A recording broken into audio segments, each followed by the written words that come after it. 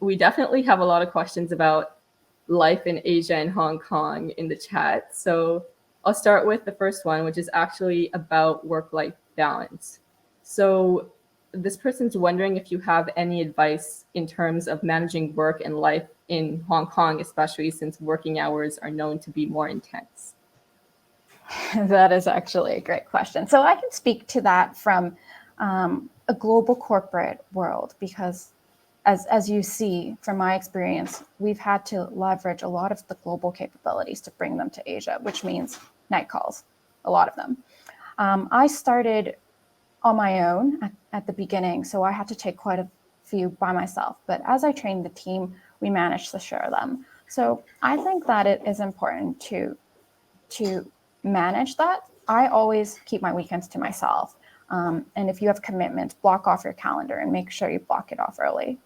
And I think be flexible. If you need to catch up on something during the day, make sure that your team are aware of it so that everyone can work together towards the schedule. It's definitely important to stay on top of the commitments that you have, but I would say it extends more than just the work world. You have to manage around all your commitments.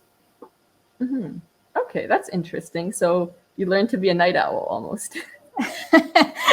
Luckily, I am a night owl to begin with, so the night calls are great. The mornings are not as great for me. I can relate to that for sure.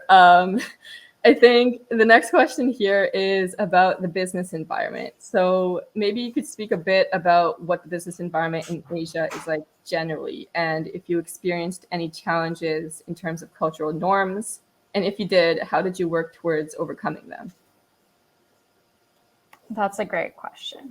So Asia is actually a combination of many, many different countries, all with their own different cultures. I'll say that for Hong Kong, in the working environment, you can find a very big range of different working cultures.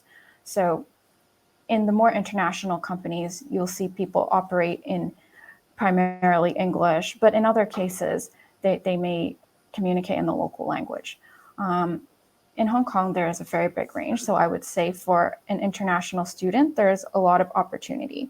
I would echo the same thing for Singapore and possibly even Malaysia or Philippines, where if language is an issue, these places could probably give you a head start. Culturally, there are a lot of challenges. I'll give an example. One time, I remember speaking with someone in Taiwan thinking, hey, the number they're talking about must be in millions, not thousands. But they kept saying, yep, that's the thousands. And so I ended up having to send an email after feeling a little uneasy. And they finally replied in actual text saying that, nope, it's not the thousands, it's the millions. So by confirming and navigating around different cultures, it's important not only from a language perspective, but sensing what's happening and abiding by the norms. In times, for example, in Japan, you might not want to speak out of turn. There's a lot of things to be aware of, but you learn as you go. I think that's definitely fair. Sounds like you've had a good time in Japan too, though. I guess the next question here is more related to wanting your thoughts. Would you recommend the CPA path for someone who wants to be in leadership roles but does not want to work in public accounting? So you're speaking to me, right? That's probably the experience that I had. So I stumbled into public accounting thinking that it was about the same as business at a young, ripe age. But it is a great training. I mentioned a couple times before, the flexibility and opportunity that it gives you is great to have a professional degree behind you. And as I've seen further down the career, people have managed to branch out into many different types of role. And even people who aren't in finance, they'll often come to me and say, I wish I went through that training, because a lot of things you can learn through just logic, through other ways. But the accounting training I've found has been very, very helpful, especially in the technical sense, because that does give you a springboard over others in that sense, because it's used in most businesses. So I would definitely recommend the training.